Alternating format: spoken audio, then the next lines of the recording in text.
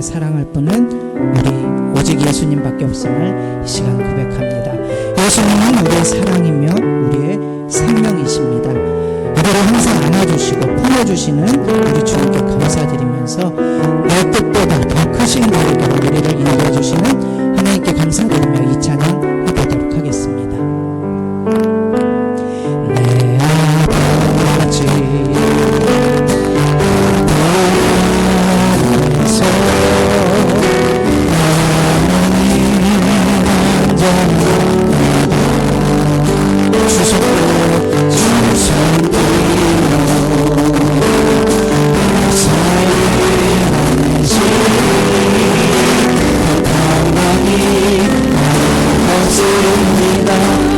아버지 그 품 안에서 아버지 품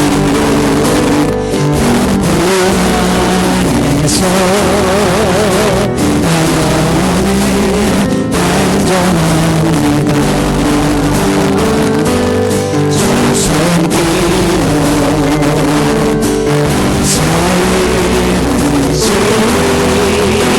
더 감당이 없습니다. 비록 넘어지며 흔들리지 마.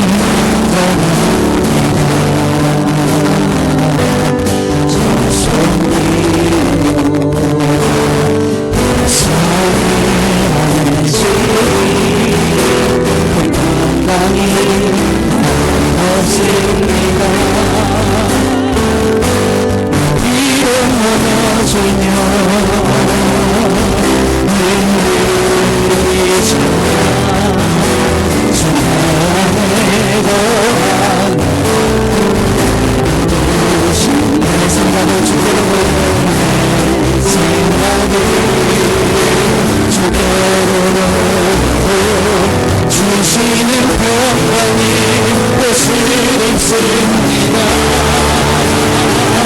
주 약속 안에서 영원 평안에 내게 또다 계신 주님에게 시는 두려운 나의 영혼 주님만의 집에 주 안에서 내 영혼 안전합니다. 아멘. 네, 우리 이제 마지막으로 하나님 안에 있을 때 우리의 삶은 안전합니다. 비록 화려하지 않아도 또 가진 것이 없어도 우리는 하나님의 자녀로서 그 자체로 행복하며 그 어떤 것도 부러울 것이 없는 존재임을 고백하면서 이제는 마지막으로 해보도록 하겠습니다.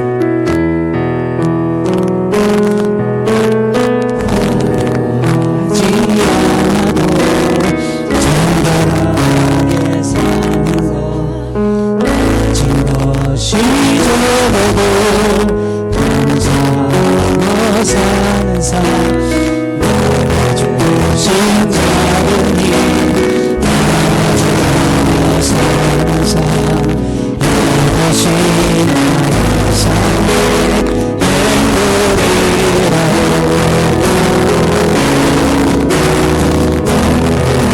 우울하지만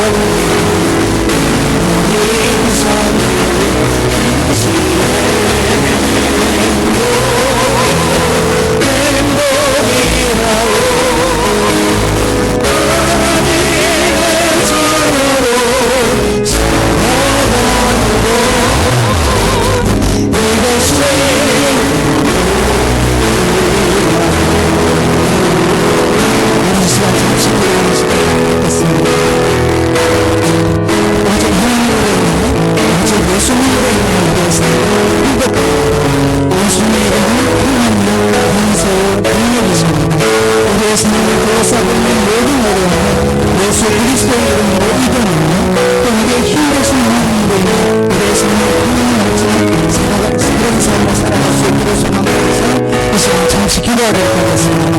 사랑과 은혜의 하나님 참으로 하나님의 은혜에 감사드립니다. 우리에게 하나님의 사랑을 알게 하시는 분들을 함께하시는 감사드립니다. 우리에게 하나님의 크신 계획을 알게 하여 주시니까 감사합니다. 하나님 우리의 삶이 늘 하나님으로 인하여 기쁨이 넘치는 삶이 되게 인도하여 주시옵소서.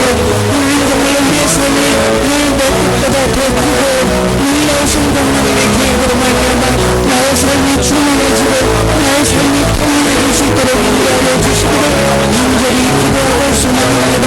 아버지 우리의 삶의 주인이 되어 주시옵소서. 아버지 우리의 삶의 인도자가 되어 주시옵소서. 우리가 어디로 가든지 간에 하나님의 바라보는 것이며 모든 삶이 주권자 되시는 하나님의 온전히 의지하며 살아갈 수 있는 저희들이 모여줄 수 있도록 하나님의 인도하여 주시옵소서. 하나님 우리의 삶이 날마다 기쁨이 하나님 우리의 삶이 늘 감사같이 충만해지는 귀하게 복된 삶이 되어줄 수 있도록 하나님 역사하여 주시옵소서. 아버지 우리 안에서 주신 하나님 너무나 감사드립니다. 하나님 아버지의 말씀 안에 역사하여 하나님 인정받는 역사를 통해서 우리가 앞에 한번도 나아가는 복된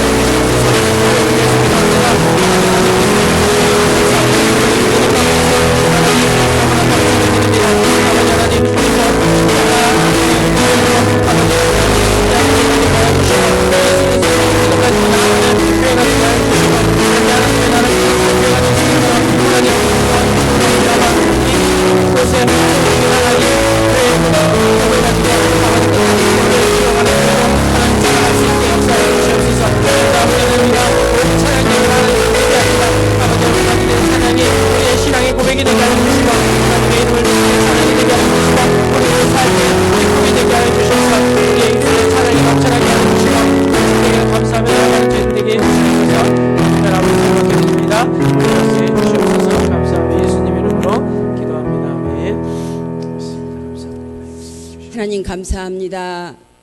많고 많은 사람 중에 가장 죄 많고 허물 많은 저희들을 십자가의 공로로 구원하여 주시고 하나님의 자녀로 삼아주심을 감사합니다. 아멘. 이 세상 끝날 때까지 그 은혜와 사랑을 저희들이 잊지 않게 하시고 아멘. 날마다 말씀 안에 거하게 하시며 아멘. 믿음의 길 갈 수 있도록 하나님 도와 주시옵소서. 아멘. 올 한 해도 벌써 한 달이 훌쩍 지나갔습니다. 주여. 올 한 해는 참으로 무의미하게 보내지 않게 하시고 주님. 남은 기간 동안 오직 믿음으로 성령 충만함으로 아멘. 하나님을 기쁘시게 할 수 있는 믿음으로 저희들이 성장해 갈 수 있도록 주님 저희들의 믿음을 도와 주시옵소서. 아멘. 기도하옵기는 우리 대한민국 위에 하나님 긍휼을 베풀어 주시옵소서. 아멘. 정치적인 갈등으로 인하여서 국민들의 마음이 분열되고 또한 사람들의 마음이 더욱더 무뎌지고 풍전등화와 같은 시간을 저희들이 보내고 있습니다. 주여. 이럴 때일수록 이 땅 위의 교회들과 성도들이 한마음 되게 하셔서 각자 위치에서 빛의 사명, 소금의 사명을 잘 감당하여서 아멘. 이 땅 위에 거룩한 나라가 오도록 기도할 수 있는 우리 모두가 될 수 있도록 하나님 도와 주시옵소서. 아멘. 전쟁의 승패는 하나님 손에 달려있고 인간의 생사화복도 하나님 손에 있는 줄 저희들이 압니다. 아멘. 인간의 힘으로는 어찌할 수 없사오니 기도만이 답인 줄 압니다. 주여. 하나님 무뎌진 우리의 영혼을 깨워주시옵소서. 아멘. 잠자는 우리의 영혼을 깨워주시옵소서. 아멘. 다시금 기도로 시작하게 하옵소서. 아멘. 주님 원하고 기도하기는 우리 교회 청년들과 학생들을 위하여서 하나님 기도합니다. 아버지. 세상에 유혹이 많이 있다 할지라도 청년의 때 창조주를 기억하라고 하신 그 말씀 기억하여서 아버지. 세상의 나쁜 풍조에 물들지 아니하도록 하나님 마음과 생각을 지켜 주시옵소서. 아멘. 22일에 있어질 동계 수련회 위에도 하나님 함께 하시고 헛되게 보내지 않게 하시며 모두가 은혜 받고 정말 은혜로운 시간이었다고 간증할 수 있도록 하나님 도와 주시옵소서. 아멘. 오늘 또 우리 목사님 단위에 세우셨습니다. 주님. 늘 하나님 강건케 하시고 아멘. 이 시간도 말씀 선포하실 때에 생명을 살리는 말씀이 선포되게 하시며 또한 우리의 마음들이 가시밭과 같이 얽히고 설킨 마음들입니다. 말씀을 통하여 다시 한번 옥토박되는 귀한 역사가 있게 도와주시옵소서. 아멘. 모든 말씀 예수님의 이름으로 감사하며 기도하옵나이다. 아멘. 좋습니다. 우리 기도 들어주시고 언제나 좋은 거 주시는 하나님 감사합니다. 오늘도 우리가 기도할 때 주의 성령으로 충만하게 부어주셔서 우리의 기도를 통해서 하나님의 나라가 성취되어지게 주시옵소서. 주의 나라가 임하게 하여 주시옵소서. 아멘. 하나님 말씀 같이 보겠습니다. 로마서 8장 28절입니다.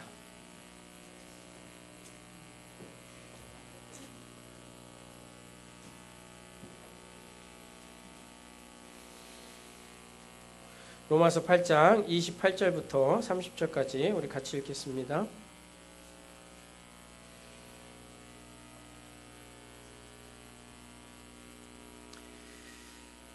로마서 8장 28절부터 30절까지 같이 읽습니다. 시작.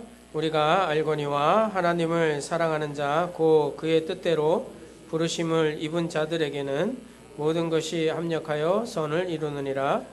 하나님이 미리 아신 자들을 또한 그 아들의 형상을 본받게 하기 위하여 미리 정하셨으니 이는 그로 많은 형제 중에서 맏아들이 되게 하려 하심이니라. 또 미리 정하신 그들을 또한 부르시고 부르신 그들을 또한 의롭다 하시고 의롭다 하신 그들을 또한 영화롭게 하셨느니라. 아멘. 자, 우리 옆에 있는 분들이랑 인사하고 나누겠습니다. 당신이 있어 너무 행복합니다. 시작. 당신이 있어 너무 행복합니다. 행복합니다. 자, 우리 청년들은 그 나눠주세요. 유인물 좀 나눠주세요.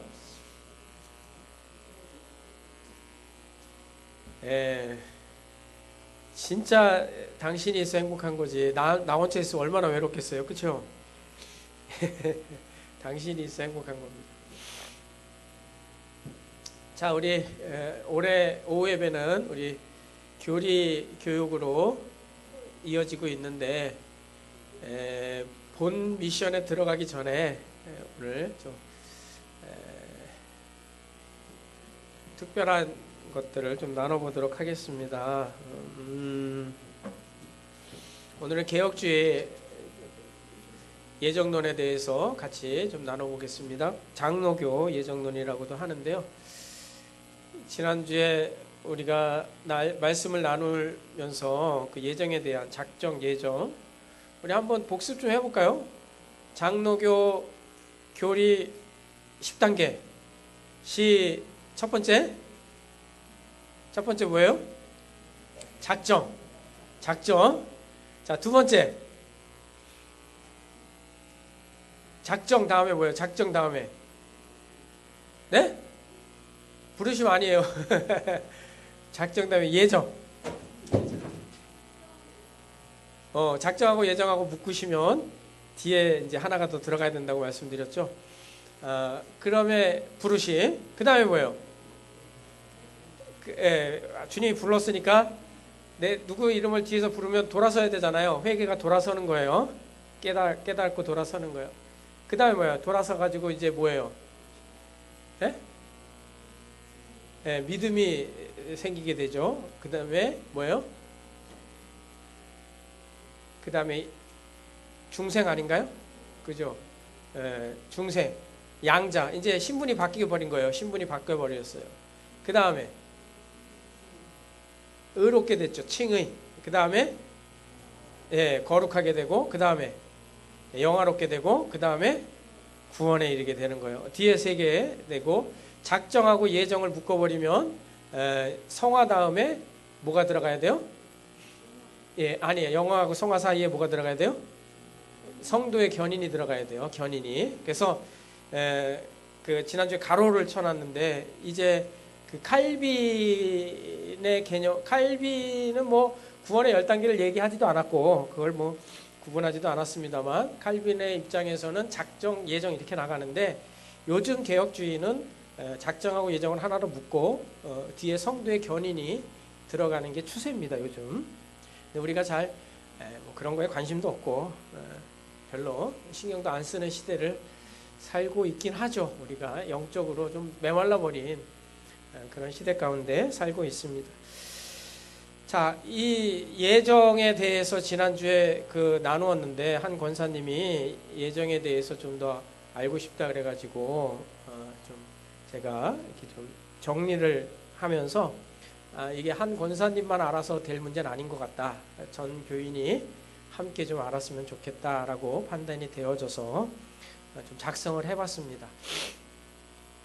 뭐 두서없이 작성이 돼가지고 잘 이해를 못하실 수도 있는데 좀 나눠드린 걸 가지고 못 받으신 분 혹시 있으신가요? 그러면 복사를 해와야 되는데 이 한 장인데 사실은 그냥 보통 지난주에 나눠준 걸로 나눠드리면 5장짜리입니다. 그래서 금방 끝냈으면 좋겠는데 오늘 윷놀이도 있고 해가지고 50분까지 하고 안 되면 그냥 다다음 주로 미루겠습니다. 자, 그냥 쭉 읽으면 돼요. 오늘 말씀 그냥 쭉 제가 풀어서 썼기 때문에 쭉 읽으면서 설명을 드려보도록 하겠습니다. 여러분 눈으로 따라와 주시면 좋겠습니다. 혹시 작아서 안 보이시는 분들은 앞에 화면도 떠 있으니까요. 화면으로 따라와 주셔도 좋겠습니다. 자, 우선 예정론은 이게 제일 중요한, 첫째 줄이 제일 중요한 거예요. 이 권사님이 물어봤기 때문에 안 믿는 사람들이 예정론 가지고 공격을 해오는데 어떻게 해야 되나요? 이렇게 물어서 이게 제일 먼저 들어가 버렸습니다. 우선 예정론은 믿지 않는 사람에게는 전혀 해당되지 않는 표현입니다. 믿지 않는 사람들에게 예정론의 예자도 끊을 필요가 없다. 절대로 사용해서는 안 되는 표현이 예정론입니다. 예를 들어 구원받기로 예정된 사람은 언젠가는 구원을 받으니까 나는 그때까지 교회에 나가지 않겠다. 맞아요? 틀려요? 틀려요. 맞는 것 같잖아요. 이게 더 믿음 있어 보이잖아요. 어차피 하나님께서 예정해가지고 구원받는 거지 뭐 내가 노력해서 구원받는 거야? 맞는 말 같지만 틀려요. 한 달란트 받은 사람이 주님은 심지 않는 데서 거두시는 분이다. 주님은 심지 않는 분, 거두시는 분 맞잖아요. 근데 주인이 뭐라 그래요? 악하고 게으른 종이라 그러잖아요. 이거는 맞지 않아요. 라든가 지금 교회 다녀도 구원받지 못하도록 예정된 사람은 결국 구원을 받지 못하니까 지금 교회 다니는 것이 아무 의미가 없다. 이렇게 얘기하는 거 틀려요? 맞아요? 틀린 거예요. 틀린 거. 완전히 틀린 거예요. 이렇게 말하는 것 자체가 모순이고요. 예정과 전혀 상관없는 표현들입니다. 우리는 예정론에 대하여 미리 정해 놓았다. 이걸 우리가 흔히 예정이라고 생각을 해요. 그런 논리로 이해를 하고 있습니다. 물론 틀린 표현은 아닙니다. 근데 그렇게만 생각할 것은 아니다라는 걸 얘기하고 싶은 거예요. 그러면 하나님께서 우리를 예정했다고 할 때, 즉 우리의 구원이 하나님의 손에 있다면 택한 자와 택하지 않은 자는 이미 계획되어 있는 것이므로 택함 받는 자는 구원을 위한 노력을 하지 않아도 되는 것이고 택함 받지 못한 자는 아무리 노력해도 구원 얻지 못하는 고정된 운명에 처하게 된다는 문제가 대두됩니다. 자, 요거 잘 읽어보시면 맞는 것도 있고 막 그래요. 하나님께서 우리를 예정했다고 할 때 첫 번째 줄 다시 읽고 있어요. 즉 두 번째 줄 우리의 구원이 하나님의 손에 있다면 택한 자와 택하지 않은 자는 이미 계획되어 있는 것이므로 여기까지는 장로교 예정론에 의해서 맞아요. 맞아요. 그렇죠? 근데 이거를 이렇게 오해하면 안 된다라는 거예요. 택함 받은 자는 구원을 위한 노력을 하지 않아도 되는 것이고 택함 받지 못한 자는 아무리 노력을 해도 구원을 얻지 못하는 고정된 운명에 처했다. 이렇게 가버리면 안 된다라는 거예요. 칼빈은 그래서 이 부분에 대해서 우리에게 이렇게 말해주고 있습니다. 운명이나 우연과 같은 것은 존재하지 않는다라는 거예요. 내가 아무것도 안 하는데 하나님이 택해가지고 구원받는 거 운명이 정해져 있기 때문에 구원받는 거 이것도 말이 안 되고, 그 다음에 반대로 우연히 어떻게 해가지고 되는 것도 말이 안 된다라는 거예요. 하나님이 택한 자라면 반드시 그에 걸맞는 신앙적 행위가 나와야 된다. 이게 바른 표현이다라는 걸 놓치면 안 돼요. 그래서 이 예정론에 대해서 오해해버리면, 특히 안 믿는 사람들이 이 예정론을 오해해가지고 이런 표현들을 쓰는데 그것이 절대로 그렇지 않다라는 거예요. 뒤로 가면 이제 쭉 그거에 대해서 설명이 되어지니까요. 뒤에 가서 설명을 해보도록 하겠습니다. 그래서 운명이나 우연과 같은 것은 존재하지 않는다 줄쳐놓으시고요. 기독교 강요, 칼빈의 기독교 강요 되게 두꺼운 책인데 거기에 칼빈이 이렇게 얘기를 하고 있습니다. 그래서 운명도 말이 안 되는 거고 우연도 말이 안 되는 거예요. 그래서 우리가 이제 하나님의 섭리, 하나님의 계획 이런 표현을 쓰기는 하는데, 자, 한 걸음 더 나아가 우리의 일상생활 속에서 나의 활동은 하나님의 결정에 의해서 움직이는 것인가 아니면 내 자신의 선택에 의한 것인가 라는 어려움에도 빠지게 됩니다. 때문에 예정론만큼 우리들에게 어려운 대목도 없으며 예정론만큼 오해되어 있는 부분도 없을 것입니다. 성경은 예정에 대하여 이야기할 때 우리의 운명과 전 생애의 코스가 고정되어 있다는 뜻에서 사용하지 않고, 줄 치시면 좋겠습니다. 우리의 운명과 전 생애의 코스가 하나님이 정해진 코스대로 간다라는 것이 아니다라는 거예요. 하나님의 섭리와 계획을 가지고, 여기도 줄 치셔야 되겠죠. 하나님의 섭리와 계획을 가지고 계신다는 뜻으로 쓰고 있습니다. 그러니까 하나님께서 처음부터 끝까지 무슨 그 기찻길 레일 위에다가 우리를 올려놓고 그 레일 따라 가도록 우리를 설계해 놓으신 것이 아니라 뭐를 가지고 계신다고요? 계획과 목표를 설정해 놓으시고 그것을 이루어 가시는 분이시다라는 거. 아니 맞나요? 맞게 읽었나요? 아니다. 섭리와 계획을 가지고 그것을 이루어 가시는 분이라는 거예요. 지성을 가진 사람은 그가 어떤 일을 이루고자 할 때 계획과 목표를 설정하고 일을 하는 법입니다. 하나님도 그와 같이 하신다. 우리가 만약에 청년에 수련을 한다 그러면 어떤 계획을 가지고 목표를 가지고 준비를 하잖아요. 하나님께서 우리를 구원하신다라고 했을 때 어떤 한 계획을 가지고 어떤 한 섭리 가운데서 목표를 세워놓고 일을 하시는 거예요. 이게 오늘 오전 예배 설교를 잘 들으신 분들은 이해가 돼요. 그러니까 하나님께서 궁극적으로 이스라엘 백성들을 가나안 땅에 들어가게 하기 위해서 목표를 정하고 그 계획을 가지고 일을 하시는데, 그 가는 과정에서 이런저런 일들을 만나고 거기에 대해서 어떻게 하는 거냐는 결국은 우리의 분량에 우리의 몫이다라는 거. 영적인 싸움은 우리의 몫이지만 그럼에도 불구하고 뭐예요? 내가 영적인 싸움을 하지만 우리가 두 번째 나눈 거 있잖아요. 오전 예배 설교 두 번째로 하나님께서 그 싸움에서 우리를 그냥 내버려 두시지 아니하시고 뭐 하시는 거예요?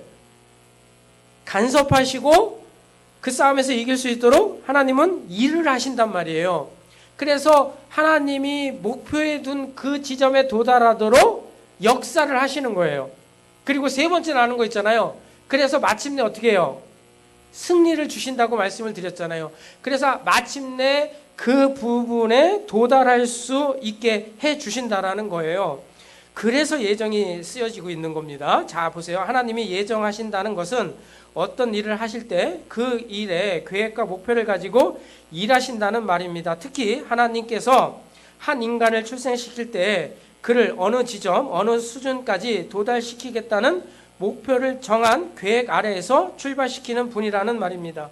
인간의 자유의지는 각자의 생애의 곳곳에서 예 또는 아니요라고도 할 수 있으며 보류하겠습니다라고 대답할 수도 있습니다. 그래서 인간의 자유의지가 완전히 박살나지는 무시되면 안 된다라는 거예요. 이게 개혁주의 예정론이에요. 제가 칼빈과 루터와 뭐 이런 것들을 다 종합해가지고 공부를 되게 많이 한 사람입니다. 그러니까 잘 정리를 하셔가지고 오해가 없으셔야 돼요. 오해가. 다시 말해서 하나님께서는 인간에게 자유의지를 주셔서 무엇을 결정할 수 있는 의지를 주셨습니다. 그리고 인간은 자기의 인격을 뭐라 그래요? 되게 지정의라 그러잖아요. 지정의 인격을. 그래서 그걸 풀어서 쓰면 지식과 감정과 의지예요. 이게 인격으로 믿음을 고백하는 것입니다. 그러니까 우리의 지식, 내가 들은 지식과 내가 어떤 감정, 내 감정에 의해서 내 의지를 가지고 고백을 하게 하시는 것입니다.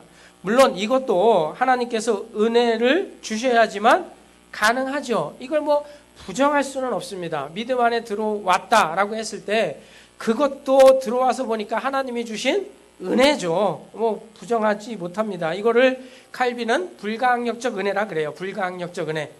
불가항력적 은혜라는 것은 거부할 수 없는 은혜거든요. 하나님께서 우리에게 그 은혜를 주셔서 우리가 믿음의 고백을 하게 하셨다라는 얘기입니다. 왜냐하면 인간이 의지만 가지고 절대로 구원에 이를 수 없기 때문입니다. 인간은 전적으로 부패해서 스스로 의지를 가지고 자신의 믿음으로 천국까지 갈 수 없기 때문입니다.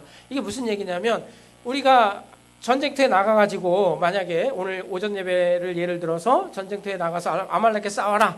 너희가 이기면 가나안 땅까지 가는 거고 못 이기면 여기서 죽는 거다. 죽기 살기로 싸워라. 이러시지 않는다고요. 하나님께서. 전쟁터에 나가게는 하시지만 그 일을 승리케 하시는 분 역시 누구예요? 하나님이시거든요. 그래서 우리는 내가 가지고 있는 의지, 감정, 특히 감정이 더 심하죠. 우리는 감정에 굉장히 지배를 받기 때문에 화딱지 나면 교회도 안 나오는 경우가 있어요. 뭐 그걸 좋게 표현해서 뭐 시험 들었다 이렇게 얘기하지만 그런 감정에 의해서 내 의지에 의해서 내 믿음을 지킨다라는 것은 너무 뭐 불가능한 일인 거예요. 그래서 하나님께서 우리가 그렇게 믿음을 고백하는 그 순간부터 하나님은 어떤 결과를 가지고 그것을 만들어 내신다라는 거예요. 그래서 믿음으로 천국까지 갈 수 없기 때문에 그러면 어떻게 가능할까요? 하나님께서 그 결과를 만들어 내신다는 것입니다. 하나님은 우리가 구원에 이르게 하시기 위해서 계획과 목표를 가지고 끊임없이 일을 하시는 거예요. 그래서 하나님께서 어떤 사람을 도착시키고자 하는 그 지점에 초점을 맞추어 일하신다는 거예요. 그러니까 인간이 아무것도 하지 않는데 하나님께서 알아서 일하시는 것은 없습니다.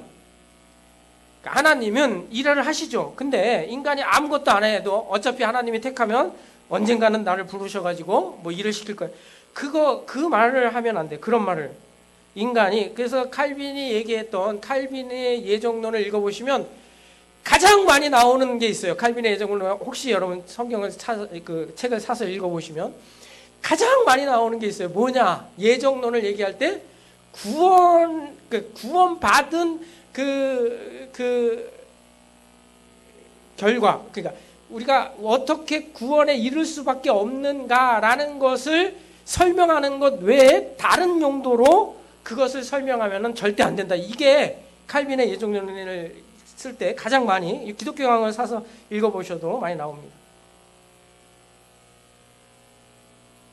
자, 인간이 의지를 가지고 무엇인가 하려고 할 때부터 하나님께서 그의 일의 결과를 만들어 내시기 위해서 일을 하신다는 것입니다.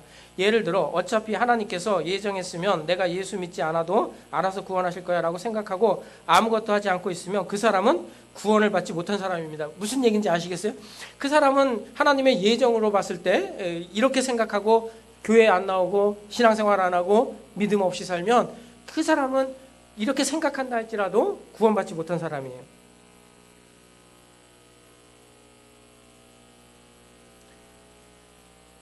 결과는 하나님께서 만드시지만 그 시작은 인간의 자유의지에 있다는 것입니다. 그래서 우리가 의지를 가지고 예수님의 믿음을 고백을 해야 된다는 겁니다. 하나님께서는 우리를 돌멩이를 옮겨 놓듯이 갖다 옮겨 놓는 것이 목표가 아니라 우리의 수준을 목표한 지점에까지 올려놓으려고 하신다는 말입니다. 자, 중요하죠. 우리를 어떤 한 목표를 세워놓고 그냥 옮겨 놓으시는 것을 하나님께서 목표로 두시는 것이 아니라 수준을 그 신분이 하나님의 목표가 아니라 수준이 하나님의 목표라는 거예요. 오늘 오전 예배 설교를 잘 들으셨으면 이 부분도 제가 얘기했는데, 하나님께서 이스라엘 백성들을 애굽에 꺼내서 가나안에 들어가게 하는 걸 목표로 삼으신 것이 아니라 그들이 가나안에 들어가서 하나님의 백성으로 살 수 있는 수준으로 만들어 내시는 게 하나님의 목표였다라는 겁니다. 그래서 이 수준에 가야 하기 때문에 하나님께서는 성도의 시련을 허락하시고 그때마다 하나님께서 함께 하시는 것과 우리를 위해서 일하고 계시다는 것을 알게 하시고 경험하게 하십니다.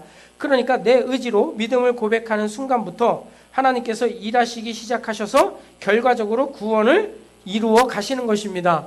자, 요거는 보면은 감리교와 그 성결교에서 주장하는 예지론이에요. 요거만 떡 띄어서 여러분들이 읽으시면 예지론이에요. 근데 그러면 내가 믿는 게 먼저냐? 자, 그 밑에 한번 보세요. 그러면 어느 것이 먼저일까요? 내가 의지를 가지고 믿는 것이 먼저일까요? 아니면 하나님께서 우리를 구원하시기 위해서 일하신 것이 먼저일까요? 어느 게 먼저예요? 하나님이 일하시는 게 먼저예요. 근데 그게 우리 눈에는 안 보이게 일하시는 것이에요. 당연히 하나님께서 계획하시고 먼저 하시고, 그러니까 오늘 오전 예배 설교로 자꾸 예를 들어보면 애굽에서 꺼낸 것은 이스라엘이 뭘 한 결과로 하나님께서 애굽에서 꺼내지 않았다고요. 하나님께서 모세를 불러서 애굽에 가가지고 내 백성을 꺼내라 라고 명령을 하셔서 하나님의 의지를 가지고 하나님의 예정과 하나님의 작정 아래서 그것들이 꺼내져 나온 거예요. 그게 먼저예요. 그게 먼저야. 그 다음에 하나님께서 우리에게 요구하시는 게 뭐냐? 그때부터 요구하시는 게 뭐예요? 우리의 믿음을 요구하시는 거예요. 이 믿음을 가지고 우리가 인격적으로 하나님 앞에 나아갈 때 무슨 얘기냐면, 우리가 성경을 아는 지식과 그 다음에 내 감정과 내 의지를 가지고, 그리고 우리가 이 의지가 있어야 예배도 드리고, 의지가 있어야 기도도 하고, 의지가 있어야 전도도 하고 봉사도 하고 이러는 거잖아요. 그런 모든 것들 인격적으로 하나님 앞에 항복해져서 그렇게 신앙생활을 하는 것이시죠. 근데 우선 중요한 건 먼저는 하나님께서 우리를 끄집어낸 것이 먼저다라는 얘기입니다. 그것을 하나님의 계획하심이라고 얘기를 하죠. 우리는 그 모든 과정이 하나님의 계획하심과 일하심에 있다는 고백을 하기 때문에 하나님의 예정이라는 표현을 사용하는 것입니다. 하나님께서 먼저 일하셨기 때문에 하나님의 예정 아래 있구나, 이렇게 표현을 하고 있는 거예요. 믿고 나서 하나님 안에 들어와 보니까 내가 믿은 것이 먼저가 아니고 하나님의 일하심이 먼저라는 것을 깨닫게 되는 것입니다. 이해가 되시죠? 믿기 전에는 몰랐는데 믿고 나서 보니까 내가 믿어서 구원받은 것이 아니라 뭐가 먼저다라는 거예요. 하나님이 날 위해서 일한 것이 먼저다라는 거예요. 그래서 결과적으로 예정이라 그래요. 그래서 우리는 뭐라고 고백해야 되냐면 하나님이 다 하셨구나, 이렇게 고백을 하는 거예요. 그래서 하나님께서 우리에게 선물로 주셔서 이 구원이 이루어졌다. 처음부터 끝까지 하나님이 다 하셨기 때문에 예정이라 그러는 거예요. 그 예정이 조금은 이해가 되시나요? 조금은 이해가 되시죠? 자, 마태복음 10장 29절 31절 시작. 참새 2마리가 한 아시리온에 팔리지 아니하냐? 그러나 너희 아버지께서 허락하지 아니하시면 그 하나도 땅에 떨어지지 아니하냐. 참새도 하나님께서 허락해야 땅에 떨어진다라는 거예요. 자, 그러면서 뭐라 해요? 30절. 너희에게는 머리털까지 다 세신 바 되었으니. 자, 그 다음에 뭐래요? 두려워하지 말라. 너희는 많은 참새보다 귀하니라. 칼빈이 예정론을 시작할 때 요 성경 구절부터 시작을 해요.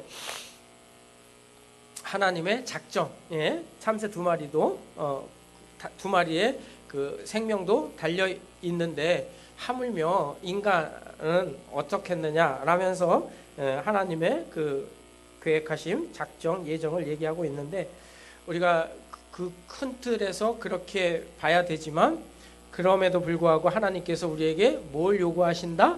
내 의지를 가지고 믿음을 요구하고 계신다라는 겁니다. 그래서 여러분 꼭 기억하셔야 되는데, 그래서 이제 요즘 아까 얘기했듯이 요즘 트렌드는, 요즘 구원의 10단계는 작정하고 예정을 한꺼번에 묶고 그 다음에 그 성화와 영화 사이에다가 성도의 견인을 넣어요. 그걸 장로교 구원의 10단계라고 넣는 이유 중에 하나는 뭐냐면 그 과정 전체가 하나님의 그 일하심에 있다, 하나님의 예정 속에 있다라는 것을 인정하기 때문에 그렇거든요. 그래서 빌립보서 1장 6절을 같이 한번 읽어보겠습니다. 시작.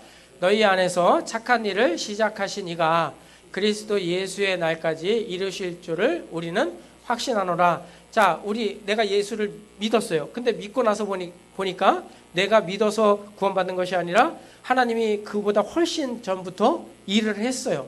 일한 결과로 내가 믿음 안에 들어왔고, 자, 근데 들어와서 보니까 뭐라는 거예요? 하나님께서 내 안에서 그 일을 시작하셨어요. 착한 일을 시작하셨어요. 근데 어떻게 한대요? 그리스도 예수의 날에 어떻게 하신대요? 이루실 줄을 우리는 확신하노라. 결국은 하나님께서, 예수 그리스도께서 다시 오실 때 그것을 완성해 버리신다라는 겁니다. 우리가 믿음으로 고백하면 그 일을 시작하신 하나님께서 그리스도 예수의 날에 이루실 것을 믿는 것입니다. 그래서 처음부터 끝까지가 다 하나님의 계획하심, 하나님의 예정 속에 들어가 버렸다라고 우리는 표현을 하는 겁니다. 그러니까 내 의지로 구원을 받는 것이 아니라 결과론적으로 하나님의 일하심으로 구원을 받기 때문에 예수를 믿으면 반드시 구원을 받습니다. 자, 예수를 믿으면 반드시 구원받습니다. 그래서 여러분 구원 받을 겁니다. 구원 받았습니다. 어느 표현을 써요? 여러분 쓸 때 구원 받았습니다 그래요? 구원 받을 겁니다 그래요? 받았습니다 그래요? 왜 그럴까요? 구원 받았기 때문이에요? 아니면 구원 받을 거기 때문에 그래요? 받았기 때문에? 받았지. 그게 예정론이에요. 그게.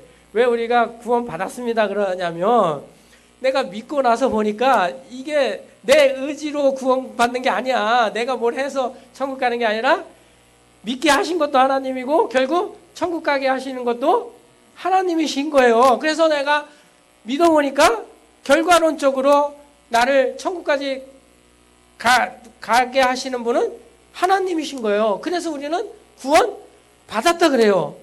내가 뭘 하냐, 뭘 결정해서 구원 받고 못 받고가 달려있다면 구원 받았다라고 얘기하지 못하죠. 왜? 우리는 늘 실패하고 넘어지고 늘 엉뚱한 길로 가잖아요. 근데 그 구원을 하나님께서 작정하시고 그 예정 가운데서 완성해 가시기 때문에 우리는 구원 받았다 그래요. 이걸 예정이라고 한다고, 이거를. 그래서 우리가 예정이라는 단어를 쓸 때에는요, 가장 장로교의 가장 큰 장점이기도 해요. 이게 왜 그래요? 내 의지와 상관없이 하나님의 예정에 의해서 구원받았기 때문에 이게 우리에게 왜 큰 장점이에요?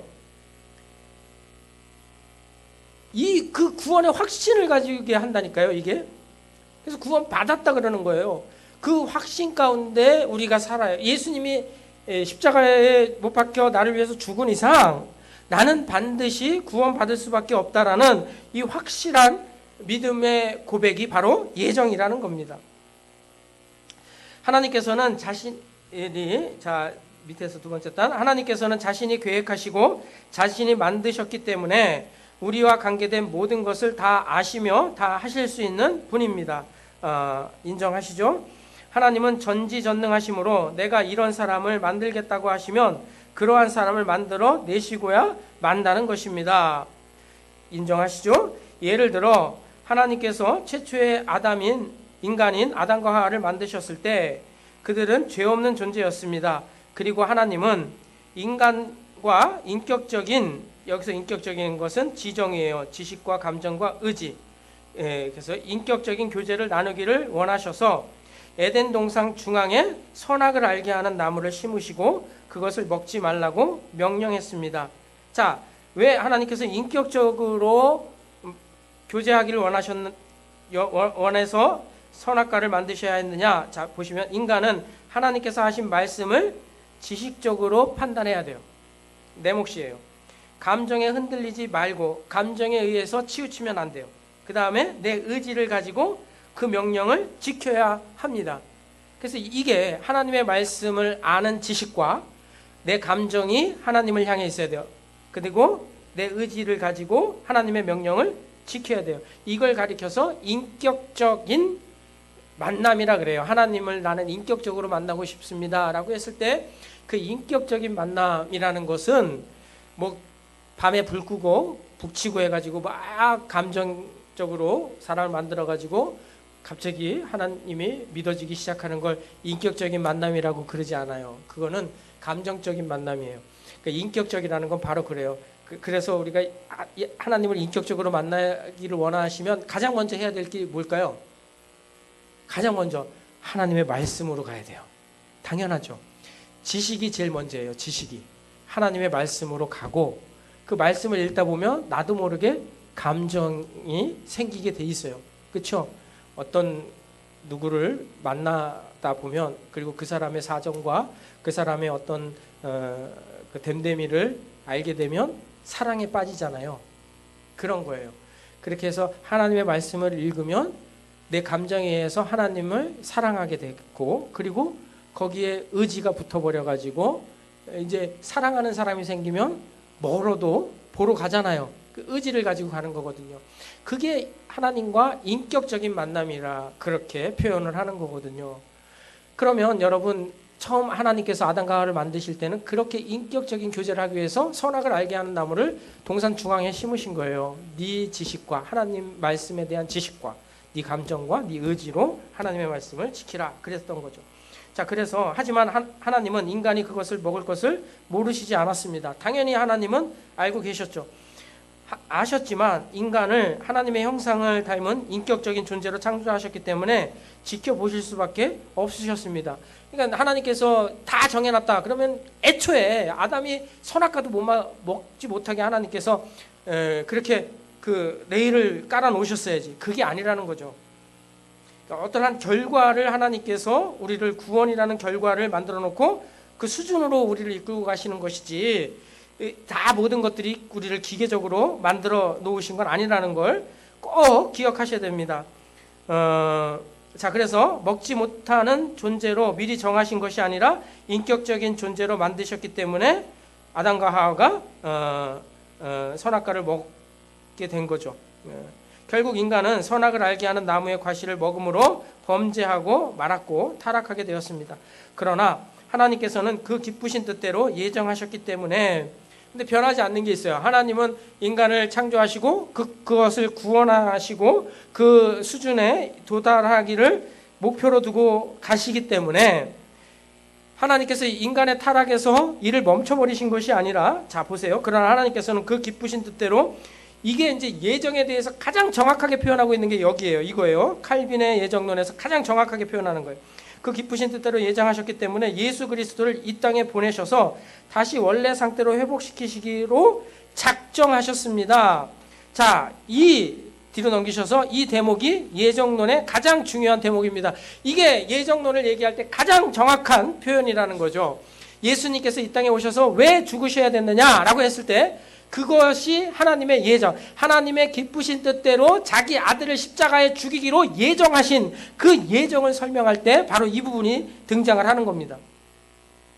하나님께서 계획하셨던 목적지까지 가는 과정에서 인간이 치명적인 문제를 일으켰으나 하나님은 어떤 대가를 치르시고라도 그 목적지까지 인간을 도달시키시고야 마신 것입니다. 즉 예수 그리스도를 십자가에 죽이시면서까지 그 일을 이루신 것입니다. 하나님의 일하심이 이보다 더 잘 표현된 것은 없을 것입니다. 이것이 바로 예정이 뜻하는 내용입니다. 그러므로 예정은 믿는 자들을 반드시 구원하시겠다는 하나님의 의지로 이해해야지 줄치시면 좋겠어요. 예정은 믿는 자들을 반드시 구원하시겠다는 하나님의 의지, 하나님께서 그 의지를 가지고 일하시는 것을 예정이라 그러고 안 믿는 사람을 정죄하거나 단정하거나 아니면 안 믿는 사람들이 그것을 가지고 운명이 정해졌다고 말하는 것은 전혀 성경적이지 않고 칼빈이 말한 예정론과도 맞지 않습니다. 칼빈은 예정론에 대해 성경이 허락하는 데까지 여러분 칼빈이 얘기한 것 중에 아주 중요한 얘기예요.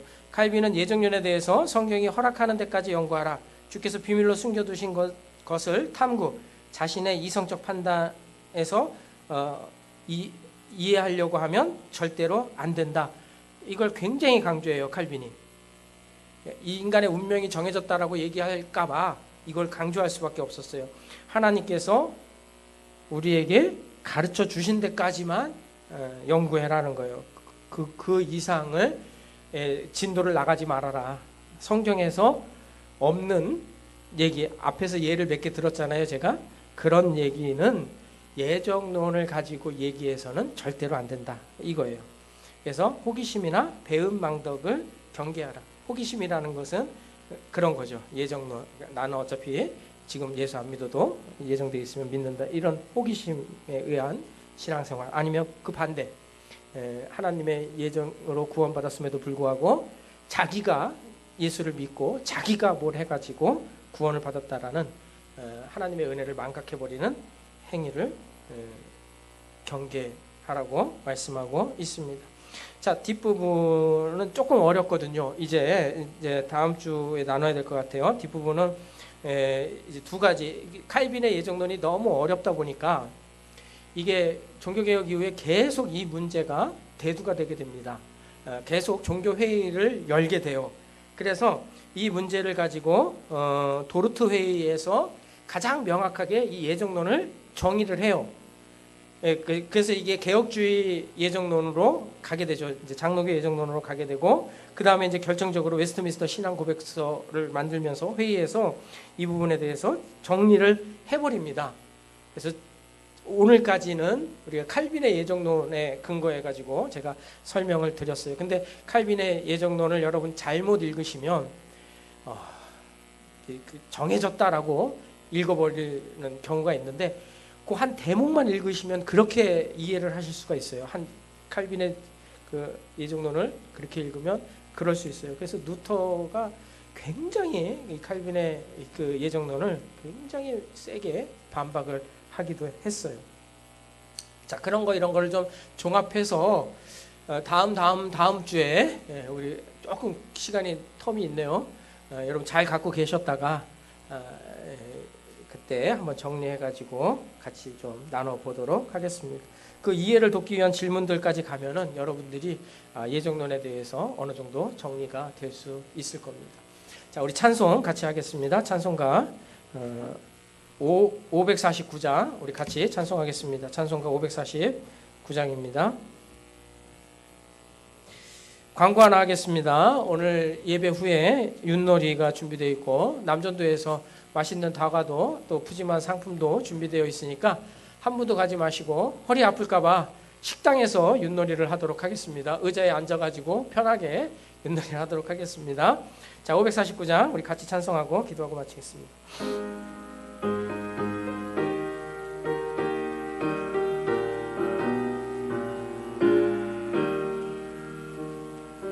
내 주여 뜻대로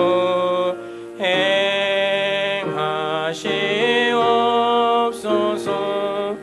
온 몸과 영혼을 다 주께 드리니 이 세상 고락감 주 인도하시고 날 주관하셔서 뜻대로 하소서. 내 주여 뜻대로 행하시옵소서. 내 근심 중에도 낙심케 마소서. 주님도 때로는 울기도 하셨네. 날 주관하셔서 뜻대로 하소서. 내 주여 뜻대로 행하시옵소서. 내 모든 일들을 다 주께 맡기고 저처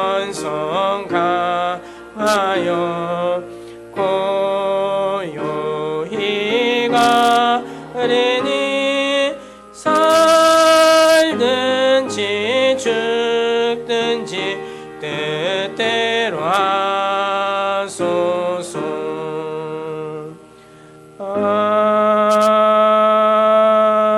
아멘.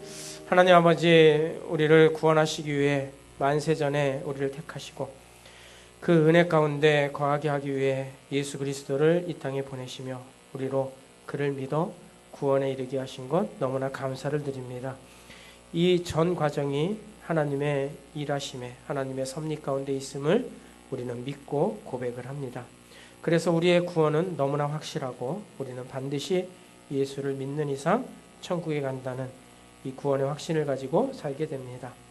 아버지 하나님, 장로교 예정론이 어떤 사람들에겐 무거운 짐이 되고 또 그것이 그들에게는 오해의 소지가 있을지 모르겠지만 구원을 받은 우리에게는 무엇보다 확실한 구원의 확신이 되기 때문에 이것을 우리가 잘 배워 믿음 가운데 흔들리지 않게 해주시고 뿌리가 박히고 터가 굳어져서 하나님의 은혜 안에 있음을 감사하며 살아가는 저희들이 되게 하여 주시옵소서. 예수님 이름으로 기도합니다. 아멘. 이제는 우리 주 예수 그리스도의 은혜와 하나님 아버지의 크고 놀라우신 사랑하심과 성령님의 교통하심이 하나님께서 우리를 구원하신 이상 반드시 그리스도 예수의 날까지 우리를 거룩하게 하실 것을 믿고 그 안에서 우리의 의지와 우리의 인격을 가지고 주께 순종하여 살아 하나님의 영광을 드러내며 살기를 다짐하는 온 성도 머리 위에 이제로부터 영원토록 함께 계실지어다. 아멘. 역사하여 주시고 주의 은혜로 덧입혀 주시고 우리의 믿음이 더 커지게 하여 주시옵소서. 하나님 아버지, 우리가 노보트로 지음받지 않은 것에 감사드립니다. 하나님, 이 은혜 가운데서 주의 놀라운 역사가 이루어지게 하여 주시옵소서.